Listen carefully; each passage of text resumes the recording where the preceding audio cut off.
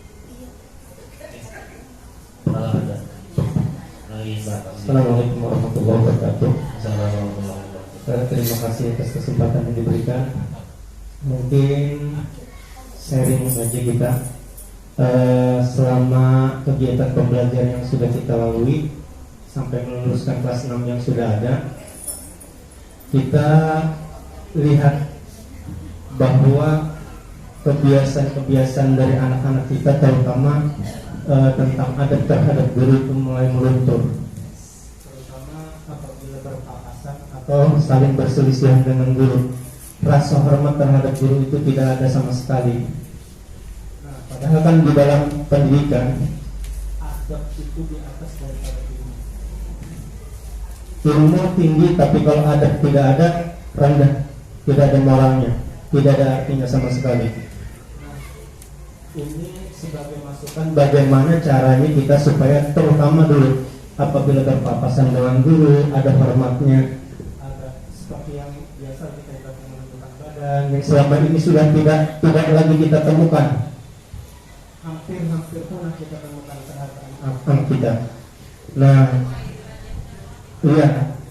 Apakah mungkin kita sepakati saja dari kelas 1 sampai kelas 6 ada pembiasaan seperti ini nantinya yang kita lakukan, atau misalnya ada aturan-aturan tertentu supaya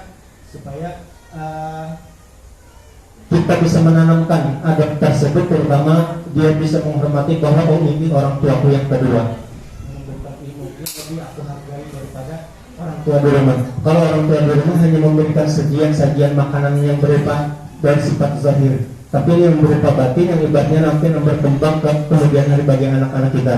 Mungkin itu saja. Silakan dari teman-teman untuk menanggapi mungkin masukan nantinya supaya kita sepakati seluruhnya bagi guru kita dan terutama anak-anak kita dari kelas 1 sampai kelas 6. Terima kasih. Assalamualaikum warahmatullahi wabarakatuh. Bagaimana?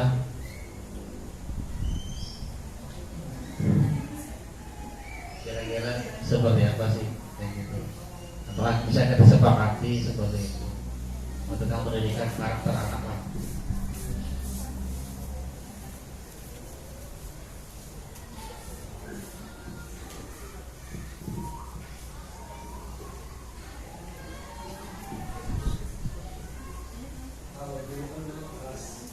Iya. Nah sekarang tuh bagaimana caranya kita mengajarkan karakter terhadap anak seperti itu? Mungkin ada dari teman-teman yang lain menurut ini. Mungkin kalau menurut saya guru lebih sering memberikan pengertian seperti itu, misalnya kita harus menghormati guru-guru yang lain, jangan guru yang mengajar kalian saja seperti itu. Jadi setiap saat itu Nah, jangan lupa kalau ketemu guru yang lain saling atau menundukkan badan gitu. Jadi lebih cenderung itu sih kalau saya. Memang kalau dulu bukan seperti sekarang Mbak. Kalau dulu ketemu guru saling sampai kita kadang-kadang 10 anak yang kotor apa kita terima. Kalau sekarang muridnya kabur. Nih, itu aja Mbak. Mungkin ada dari yang lain serta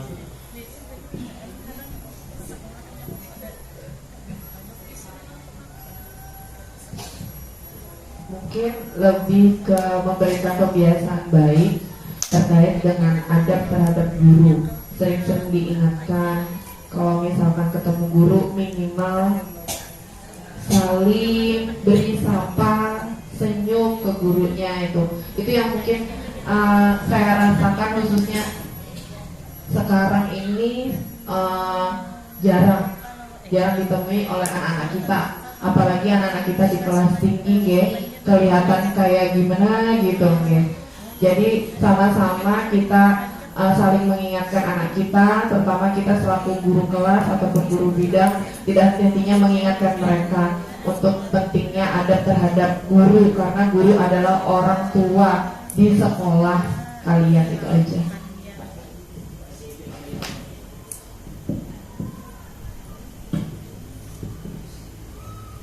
mungkin kita bisa sepakati masuk kesepakatan kelas, mungkin kita begini ya, sewaktu-waktu kita bisa berdiri di depan pintu, kita tes anak. Jadi ada kesepakatan kelas dulu. Apabila lewat di hadapan guru, nak bohong. Apabila dia lewat langsung berdiri atau lari, suruh kembali masuk dulu. Nah, jadi itu mau itu. Jadi pembiasaan itu seperti itu. Pulang seperti itu, masuk seperti itu, dan yang terakhir biasakan saling. Jadi itu bisa kita masukkan dalam kesepakatan kelas. Dari kelas 1 sampai kelas 6 bisa kira-kira. Iya, bisa juga kita masukkan dalam kesepakatan kelas ya. Kan biasanya di setiap kelas itu punya kesepakatan. Guru bidang pun juga bisa membuat kesepakatan kelas kan di kelasnya. Saya waktu dia mengajar, pian-pian bisa buat kesepakatan. Kalau pian mengajar agama, pian pada saat belajar agama, kesepakatannya bagaimana dengan sesuainya seperti itu. Mungkin juga bisa, kita kan punya pembiasaan setiap harinya. Mungkin di setiap pembiasaan itu bisa kita masukkan nasihat-nasihatnya. Apalagi sekarang dari Selasa itu kan, Selasa bertakwa itu kan, tausiah seperti itu. Nah, mungkin setiap hari itu kita bisa ini kan, pembelajaran akhlak seperti itu.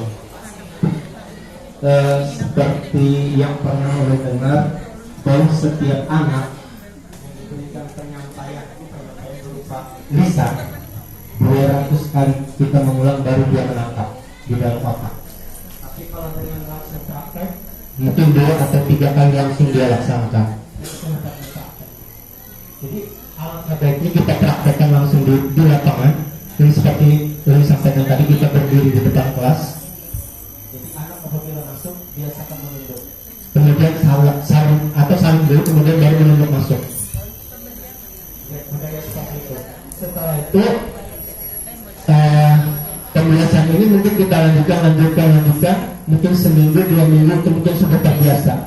Tapi kalau hanya berupa ucapan, seperti yang sudah 200 kali kita menyampaikan ucapan terhadap anak baru sampai ditangkap dalam otak, belum pelaksananya, tapi baru ditangkap pelaksananya belum. Nah, jadi alangkah baiknya kalau kita langsung kita praktekkan saja nantinya. Gitu. Berarti itu kan bisa kita sepakati ya. Misalnya baru kita dalam tiap mau masuk kelas, sudah pagi kita berbaris dulu di depan kelas, kemudian saling bersalaman. Muridnya masuk kelasnya sambil menunduk sedikit gitu. Jadi seperti yang dilakukan dulu seperti itu. Dan sekarang sudah hampir agak jarang lagi begitu. Mungkin ada lagi kan? Gimana bisa kan?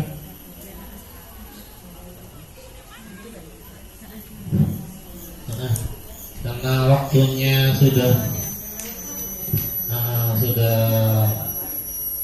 hampir mendekati jam pulang kita ya, jam 3:51. Nah, mungkin kita akhiri saja pertemuan kita pada hari ini. Nah, semoga pengetahuan atau ilmu yang kita dapatkan ini bisa kita terapkan untuk kita dan untuk murid kita tentunya. Kita akhiri dengan mengucapkan alhamdulillahirabbil alamin.